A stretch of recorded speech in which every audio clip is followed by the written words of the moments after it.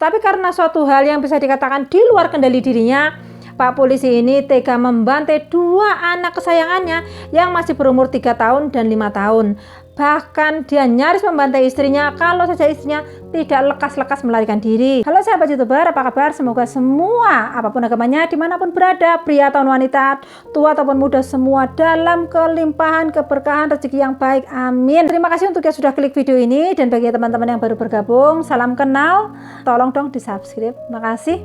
Sebenarnya saya sudah berusaha untuk menyampaikan dengan baik, tapi bila tetap kurang sempurna, saya mohon maaf. Kisah nyata kali ini bisa terjadi pada siapa saja. Kadang tidak disadari oleh diri sendiri, juga tidak disadari oleh orang-orang di sekitar kita. Setelah kejadian, barulah semua menyesal, dan penyesalan itu datangnya sudah sangat terlambat. Kisah nyata kali ini sungguh miris sekali sob, terjadi pada bulan Februari 2016, di mana seorang polisi yang seharusnya menjadi pengayom dan pelindung masyarakat justru menjadi monster yang sangat mengerikan bagi keluarganya. Sebab saat polisi ini terbelit dalam aneka masalah, dia merasa disuruh Tuhan untuk mengirim anak-anak dan istrinya ke surga, yang artinya adalah membunuhnya. Dan saat semua itu berlaku, malam jahanam di rumah dinas kepolisian Resort Melawi pun membuat gempar seluruh jagat media. Kisah lengkapnya seperti apa? Tolong terus simak, siapa tahu di sekitar kita atau bahkan kita sendiri dalam keadaan seperti itu. Brigadir Petrus Bakus merupakan anggota Satuan Intelkam yang bertugas di Mapolres Melawi. Adalah putra tunggal yang sangat berbakti pada kedua orang tuanya yang juga bertempat tinggal di Melawi. Beliau dikenal sebagai pribadi yang sangat supel, ramah, baik dan sangat taat beragama. Sang istri bernama Windri Hairianti, sabar, baik, santun, dan sama-sama taat beragama. Mereka punya 2 orang anak. Yang pertama laki-laki bernama Febian umur 5 tahun, dan yang kedua namanya Amora berumur 3 tahun. Dua-duanya ini sangat dekat dengan ayah dan ibunya. Keluarga bahagia ini tinggal di Komplek Asrama Mapolres Melawi, Gang Darul Falah, Desa Paal, Kecamatan Nangapino, Kabupaten Melawi. Keluarga kecil yang bahagia ini juga dikenal sebagai keluarga yang taat beribadah. Semua kelihatan sempurna dan baik-baik saja. Sekitar pertengahan Februari 2016, Windri melihat ada SMS masuk di HP suaminya dan dikirim oleh seorang perempuan. Rupanya SMS ini bukan kata-kata basa-basi biasa. Terbukti setelah melihat SMS itu, Windri menjadi cemburu dan sangat marah. Kata-kata dalam SMS itu sudah mengusik ketentraman mereka, mengusik kebahagiaan mereka, dan mengoyak ketentraman rumah tangga ini. Bahkan Windri sampai meminta cerai pada sang suami. Dan sejak saat itu mereka ini sering sekali berselisih paham. Kemelut dalam rumah tangganya Pak Bakus membuat Pak Bakus ini kurang fokus dan kurang konsen dalam menjalankan tugasnya sebagai polisi. Bahkan sampai-sampai Pak Bakus meminta izin pada atasannya untuk izin beberapa hari supaya dia bisa menyelesaikan masalah dalam keluarganya. Saat di rumah, waktu Pak Bakus ini dihabiskan untuk main-main dengan anaknya dan juga untuk merayu-rayu istrinya agar istrinya tidak marah lagi. Tapi seperti umumnya perempuan yang sudah dilukai karena diduakan, merasa sangat terhina, butuh waktu yang tidak sebentar untuk menjadi pulih biasa dan menjadi manis seperti sebelumnya. Nah, di sini kita juga nggak tahu ya, karena kemelut itu atau karena hal yang lain. Tapi sejak saat itu Pak Bakus ini sering termenung sendiri, marah-marah sendiri, ngomel-ngomel sendiri yang nggak jelas. Pak Brigadir Bakus ini cerita pada istrinya kalau dia itu merasa diikuti, dikelilingi oleh 20 orang gaib yang besar-besar dan tinggi-tinggi. Dan Pak Bagus juga merasa dia mulai mendengar bisikan-bisikan yang menyuruh agar dia membunuh 2 orang anaknya. Bisikan-bisikan itu mengaku Tuhan yang meminta agar Pak Bakus segera mengirim anak-anak mereka ke surga. Pak Bakus pun merasa ada hal yang tidak beres dalam dirinya. Bayangan-bayangan bahwa dirinya diikuti oleh 20 orang gaib pun semakin hari semakin terasa, dan Pak Bakus merasa bahwa itu adalah hal yang tidak wajar. Sebagai seorang penganut Katolik yang taat, Pak Bakus pun datang ke Romo dan menceritakan semua kejadian aneh yang menimpanya, juga menceritakan konflik dalam rumah tangganya. Romo menasihati agar Pak Bakus dan istrinya lebih sering berkomunikasi. Selain bercerita kepada Romonya, Pak Bakus juga cerita pada rekan sesama polisi yang bernama Pak Solikin bahwa dirinya merasa dikelilingi oleh awan hitam dan diikuti oleh 20 orang yang berbadan tegap. Bahkan gak lama setelah itu Pak Bakus datang lagi ke Romo dan meminta dipasang spanduk atau diberi tulisan. Tulisan yang harus dipasang itu bunyinya seperti ini: "Terjadilah kepadaku menurut perkataanmu." Bahkan putra pertama mereka, Febian yang berumur 5 tahun ini ngomong sama ibunya bahwa pernah suatu ketika ayahnya ngomong ayahnya akan membunuh sang ibu. Tapi Windri menganggap remeh cerita anaknya sebab dia pikir itu hanya omongan anak kecil. Di sini sebenarnya tanda-tanda orang kena skizofrenia itu sudah sangat jelas kelihatan, di mana papaku sudah mulai mendengar yang aneh-aneh, melihat yang aneh-aneh, berpikir yang aneh-aneh, berucap yang aneh-aneh, dan melakukan tingkah yang aneh-aneh. Tapi baik papaku sendiri maupun orang di sekitarnya belum begitu peduli. Sampai suatu ketika mereka peduli dan mereka sadar semua itu sudah sangat terlambat dan sangat disesali. Malam itu hari Kamis tanggal 25 Februari 2016 jam 10 malam, Windri masih mendengar anak-anak dan Pak Bagus bermain-main di kamar anak-anak.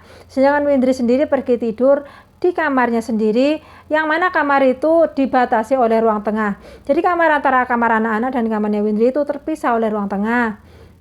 Windri tertidur, lalu 3 jam kemudian, tepatnya hari Jumat tanggal 26 Februari 2016 jam 1 malam, Windri yang sudah tertidur terbangun dan melihat sang suami ada di depannya, mendekatinya membawa parang berlumuran darah segar. Pak Bagus dengan tenang, dengan suara yang sangat dalam ngomong sama Windri, memberitahu bahwa dia akan membunuhnya. Seketika itu juga Windri teringat kata-kata Febian beberapa hari yang lalu bahwa sang ayah ingin membunuhnya. Dengan hati yang gak karu-karuan, dengan perasaan yang sangat tercekat, Windri meminta izin pada suaminya untuk melihat anak-anak lebih dulu. Masih dengan suara yang sangat dingin, Pak Bagus pun menjawab, "Jangan melihat anak-anak, anak-anak sudah saya bunuh. Mereka baik, mereka sadar, mereka mengerti, dan mereka pasrah. Saya minta maaf ya, Dek." Itu kata-kata Pak Bagus kepada Windri. Saat Pak Bagus yang membawa parang besar berdarah itu makin mendekati Windri, Windri pun minta agar Pak Bagus mengambilkan air minum untuknya dulu. Jadi saat Pak Bagus ini pergi mengambil air minum untuk Windri, Windri berlari keluar kamar dan masuk ke kamar anak-anak untuk mengecek kondisi anak-anak. Ternyata apa yang ditakutkan oleh Windri terbukti. Dia melihat anak-anak sudah tewas dengan kondisi tubuh yang sangat mengenaskan. Tubuh anak-anak ini terpotong-potong di atas kasur mereka yang berlumuran darah segar. Windri pun berlari keluar dan menjerit histeris meminta pertolongan kepada warga asrama polisi lainnya.